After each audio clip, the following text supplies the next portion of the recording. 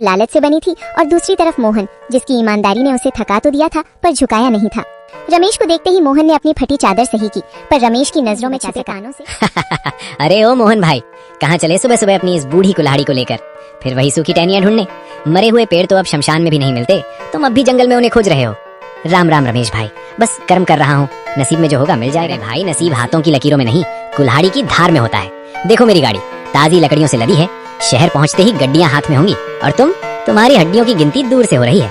सुना है कल मंडी से खाली हाथ लौटे थे, बच्चों ने कल भी पानी पीकर रात काटी होगी। हल्की नमी पर आवाज में सख्ती। मेरे बच्चे क्या खाकर सोए, ये मेरी और मेरे रब की बात है रमेश, पर कम से कम उन्हें ये तो पता है कि उनका बाप किसी के हक की लकड़ी काट कर घर नहीं लाता। रात को जब मैं सोता हूँ तो मुझे परिंदों के उजड़े घोंसलों की चीखें सुनाई नहीं देती।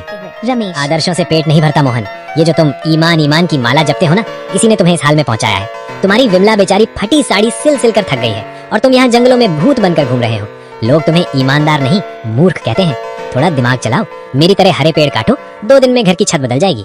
वरना याद रखना, भूखे पेट वाले की शराफत को दुनिया कायरता कहती है। शायद तुम सही कहते हो रमेश, दुनिया के लिए मैं मूर्ख हूँ, पर जिस दिन मैं अपनी भूख मिटाने के लिए हरे पेड़ काटने लगा, उस दिन मुझ में और तुम में क्या फर्क रह जाएगा? तुम्हारी तिजोरी भर रही है, पर तुम्हारी रूह खाली होती जा रही है। मेरी कुल्हाड़ी सिर्फ लकड़ी काटती है, किसी की दुआएं या किसी जीव का घर नहीं। तू अपनी गड्डियां गिन। जाओ जाओ, ये सुकून तुम्हें ले डूबेगा। शाम को जब खाली हाथ लौटोगे और नन्नू को रोते देखोगे, तब पूछना अपने इस सुकून से कि उसकी कीमत क्या है। फकीर ही रहोगे तुम मोहन, फकीर ही मरोगे। रमेश अपनी बैलगाड़ी को जोर से हाँकते हुए धूल उड़ाता निकल गया।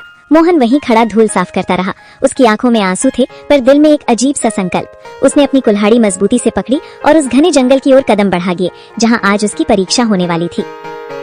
सूरज अभी ठीक से उगा भी नहीं था कि मोहन की कुल्हाड़ी। शहर की मंडी में अच्छे दाम मिलेंगे। नन्नू के लिए आज सूजी ले जाऊंगा। बेचारा बच्चा कल रात रोते रोते सोया है, और बस आज ही लकड़ियां बिक जाएं और कुछ नहीं चाहिए।